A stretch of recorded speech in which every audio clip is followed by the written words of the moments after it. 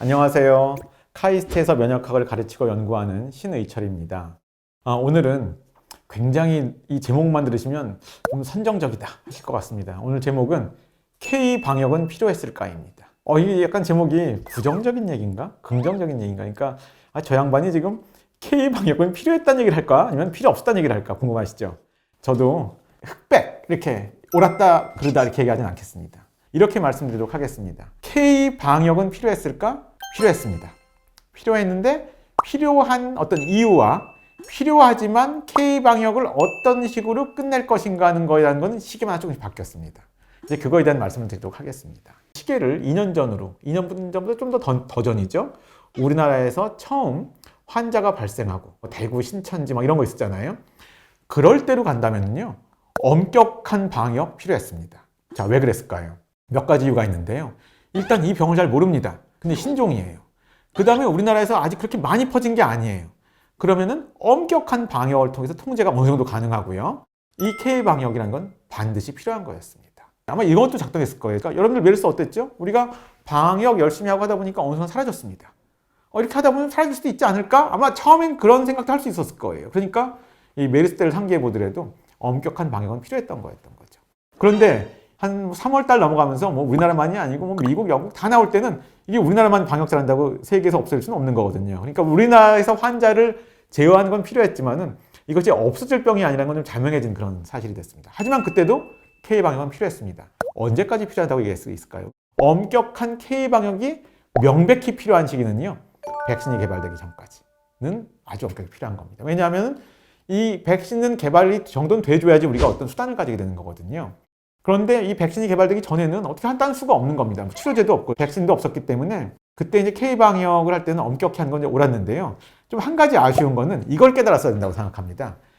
K방역 잘한다. 우리 칭찬 서로 할 때 칭찬만 할 게 아니고 K방역은 궁극적인 해결책이 아니다라는 걸 서로 깨달았어야 돼요.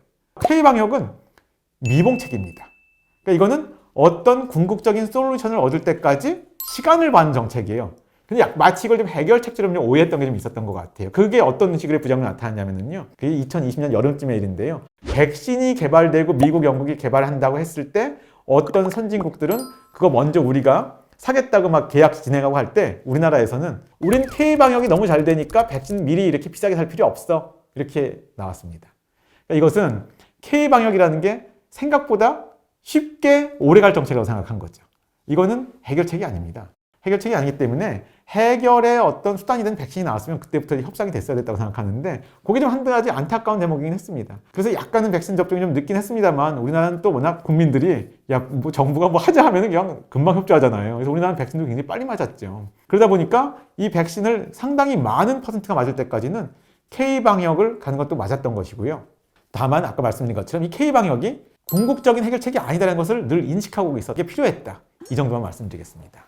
자, 그런데 이제 중요한 또 하나의 또 이제 순간이 있습니다. 작년 11월 중순, 초순 중순이었습니다. 그때 한국에서 백신 접종률이 꽤 많이 올라갔어요. 근데 우리나라는 근데 이제 그때도 자연적으로 감염됐다고 회복된 분들은 그렇게 많지 않았습니다. 딴 나라에 비하면 워낙 K방역이 잘 됐기 때문에 감염된 사람들이 주요 선진국들 치고는 굉장히 낮았어요. 다만 그러니까 면역을 획득한 사람들이 백신을 통해서 한 사람들이 굉장히 많았던 거죠. 이제 접종 어느 정도 되니까 11월 한 초중순 때 위드 코로나 정책을 한번 했습니다. 그때 아직 오미크론 나오기 전이었고요. 그때 이제 그 우세종은 델타 바이러스였습니다. 근데 아마 기억하실 겁니다. 그때 이제 이 위드 코로나 정책을 했는데 생각보다 환자들이 너무 빨리 늘어났어요. 그래서 희생되신 분들이 좀 있다 보니까 위드 코로나를 하다가 중간에 약간 홀드를 했어요. 그러니까 홀드한 건 잘한 겁니다. 홀드한 건 잘했는데 그때 또 하나 오해를 하나 했습니다. 이 행동 자체는 좀 옳은 방향이었는데 이것이 지금 대책이 돼 있는 건가를 귀를 의심하게 하는 그런 순간이 한번 있었는데요. 제가 한번 보건당국에 계신 어떤 분이랑 얘기를 나누다가 위드 코로나를 시행하기 전전날인가 그랬습니다. 위드 코로나를 우리가 느슨하게 하는데요. 환자 수가 늘면 안 되는데 이렇게 하시는 거예요. 왜 이게 이상한 말인지 아세요? 위드 코로나를 한다는 거는요. 환자 수가 늘 수밖에 없고 환자 수가 늘어야 되는 정책입니다. 다만 너무 빨리 늘면 안 되지만은 환자 수가 늘라고 하는 정책입니다. 근데 환자 수가 늘어나지 않기를 기대하고 계시더라고요. 이거 뭔가를 좀 잘못 이해하고 계시는 건데? 생각을 한 적이 있었어요. 그러면은 환자 수가 느는 걸로 예측하건 늘지 않는 걸로 예측하는 게 왜 중요하지? 중요합니다. 왜냐하면 위드 코로나가 된다고 해가지고 우리가 그때 뭐가 바뀐 게 없거든요. 하루 만에 백신을 갑자기 더 많이 맞았나요? 그건 아닌데 위드 코로나를 하면서 환자 수가 늘 거를 예상했으면은 중증 환자를 위한 병상을 더 확보하고 시작했어야 되고 우리의 제도를 약간 좀 바꿔놓고 시작했어야 되는데 환자 수가 늘 거라고 예상을 안 했고 그걸 안 늘 걸 희망하고 이 정책을 했기 때문에 그 준비가 굉장히 미비한 상태로 했다가 우리가 다시 이제 쪼이는 그런 상황이 생겼던 거였던 거죠. 그러다가 또 오미크론이 터진 거였습니다. 제가 지금 위드 코로나를 어설프게 한번 하려다가 실패한 거를 약간 좀 안 좋은 기억으로 말씀드리지만 이 사람 일이란 참 모르겠는 거가요. 그때 그 경험이 오미크론 대유행 때 그나마 정부 당국이 대책을 좀 더 잘하게 만든 어떤 예행 연습을 한 셈이 됐다고 저는 생각을 합니다. 그러니까 그때 어설프게 풀었다가 뭔가를 호되게 당했거든요. 그렇기 때문에 오미크론 자체는 병독성이 더 약했지만 그런 것들이 다 쌓이고 쌓여서 좀 더 지금의 좀 뭔가 진정서를 돼가는 이런 데 다 기여를 한 게 아닌가라는 또 제 나름의 해석을 지금 하고 있습니다. 근데 이제 이런 마당에 제가 저희 연구 하나 소개시켜 드릴게요. 이게 언론에 홍보 한번 됐던 건데요. 이 작년 한 여름쯤이었습니다. 백신도 이제 뭐 1차 맞으시는 분들도 많았고 그런 상황이었는데 제가 무슨 이렇게 자영업을 하는 사람은 아닙니다만 그런 분들도 고통도 이해가 되잖아요.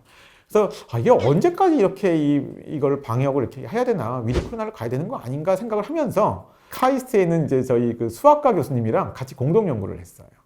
이런 그 상황에서 여러분들 이런 것도 보신 적이 있을 것 같아요. 그 전염병이 유행할 때 수학자분들께서도 이런 추세면은 뭐 다음 주에 피크를 찍을 거다 이런 거 모델 예측하는 분들이 많이 계시거든요. 근데 이런 연구를 하는데 많은 그 수학자분들이 여기까지는 면역을 신경 씁니다. 그러니까 아직 한 번도 안 걸린 사람이 뭐 우리 전 인구 집단이 몇 명인데 또 백신 맞으신 분은 몇 명이고 자연적으로 걸렸다 나으신 분들은 면역을 가지고 있다. 이렇게 하는데 이 면역을 중앙항체 면역하고 T세포 면역을 나누고 생각하진 않아요. 그러니까 제가 면역학자다 보니까 이 수학자 분야 공동 연구를 할 때 이걸 나누자고 그랬어요. 중앙항체 면역하고 T세포 면역을 나눠서 모델링을 해보자.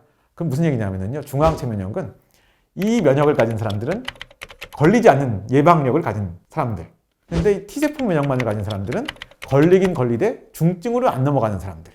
이렇게 두 개의 요소를 나눠서 모델링을 한 연구를 해봤습니다. 그랬더니요.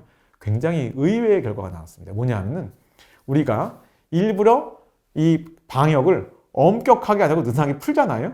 그러면 환자 수는 급격하게 늡니다. 엄청 늘 수밖에 없죠. 그런데 이렇게 하고 한 몇 개월 지나면은요. 똑같이 걸렸을 때 중증으로 넘어가는 그 퍼센트 자체가 확 줄어들어요. 그러니까 희생자가 많으니까 무턱대고 갈 수는 없는 거죠. 희생자가 많지만 이것이 조만간 중증으로 넘어가는 율이 확 떨어지기 때문에 더 쉽게 경증 질환이 된다. 이런 것들 이제 모델링을 해서 저희가 이제 논문을 모두 여기 공개했고 언론에도 홍보가 된 바가 있는데요. 그때 이 연구한 게 한 9월, 10월 이때였거든요. 근데 이 논문을 공개한 게 맞는지를 저희 수학자 분이랑 얘기를 했었어요. 왜냐하면 그 당시 한국에서 막 몇천 명 가지고도 환자 많다 이럴 때였는데 좀만 사회적 거리를 푸니까요. 환자가 하루에 막 30만 명, 50만 명이 나오는 거예요. 그러니까 이거는 한국 사회가 받아들일 수 없는 숫자였습니다. 그 당시에는. 야, 이 논문을 냈다가는 너희들은 말도 안 되는 상상의 세계의 논문을 냈다고 비판을 받을 것 같더라고요. 그래서 논문을 안 냈는데 그 30만, 50만이 지금 3월 달에는 현실이 됐었죠. 엄격한 방역 정책은 무조건 맞고 무조건 틀린 게 아니고 이 질병에서 백신이 나왔을 때 또 다른 뭐 좀 병독성이 약한 바이러스가 나왔을 때 이런 거에 따라서 다 이렇게 좀 유연하게 바뀔 수 있는 정책이었다. 이런 것들을 말씀드리게 되는데 뭐 전반적으로는 저는 높은 점수를 드리고는 싶습니다. 근데 이제 마지막 순간 이런 걸 느끼시는 분 계실 것 같아요. 오미크론의 대유행이 되면서요. 갑자기 환자가 이제 아까 좀 예상도 못했던 막 몇십만 명이 생기고 하니까 하루에요. 여러분들 느끼셨을 겁니다. 뉴스를 열심히 보신 분들은 저희 방역 당국이 굉장히 방역 대책을 완화하는 쪽으로 하는 걸 굉장히 빨리빨리 바꿨어요. 저는 약간 거기서 한 가지 아쉬웠던 거는 이런 것들을 똑같은 속도로 방역 이 대책을 완화하더라도 미리 국민들한테 이런 일이 생길 거라는 걸 얘기해주고 그 다음에 차근차근 후퇴하는 모습을 보여줬어야 되는데 그것이 그분들은 다 그런 예상을 했는지 모르겠지만 적어도 국민들한테 보인 모습은 상황에 밀려서 어쩔 수 없이 방역을 완화하는 식으로 자꾸 보여졌습니다. 아마 그게 현실인지도 모르죠. 저는 그래서 제가 지금 말씀드린 이런 것들을 조금이라도 먼저 좀 선제적으로 예상하고 그렇게 하면 우리가 실제로 전쟁을 할 때요. 어떨 때 후퇴할 때가 있죠. 그럴 때도 후퇴를 예견을 하고 질서 있게 후퇴할 때 희생자가 적은데 막 밀려가지고 쫓기듯이 후퇴하면 희생자가 많거든요. 약간 좀 그런 형국이 됐던 게 좀 더 이 오미크론 대유행 시대에 좀 아쉬웠던 점이 아니었나 좀 말씀드립니다만 너무나 수고 좀 많으셨죠. 이 방역 당국도 수고 많으셨고 실제로 이 와중에 제가 아까 말씀드린 위드 코로나 상황에서 결국은 그 병상도 확보가 안 된 상태에서 그 환자들을 치료하고요. 또 이 오미크론 대유행 시기에 부족한 어떤 그 리소스에 불구하고 여기에 기여하신 분들은 진짜 영웅들은 그 의료진들이거든요. 일선 의료진들. 그러니까 그분들의 역할이 많이 부각이 안 된 것 같아서 좀 아쉬운데 이 자리를 빌어서도 제가 또 다시 한번 그런 그 노고에 감사를 드리는 말씀을 드리고 싶고요. 마지막 하나. 이제 우리 일이 아니니까 좀 약간 관전하는 느낌이긴 합니다만 중국이 걱정이 됩니다. 그러니까 중국이 지금 말하자면 제가 말한 K방역보다 더한 제로 코로나를 일관하고 있거든요. 근데 이 제로 코로나는 성공을 해도 안 되는 정책이에요. 제로 코로나가 성공하면 어떻게 되겠습니까? 전 세계가 이제 코로나19로부터 이제 좀 자유로워졌는데 중국만 고립이 될 거예요.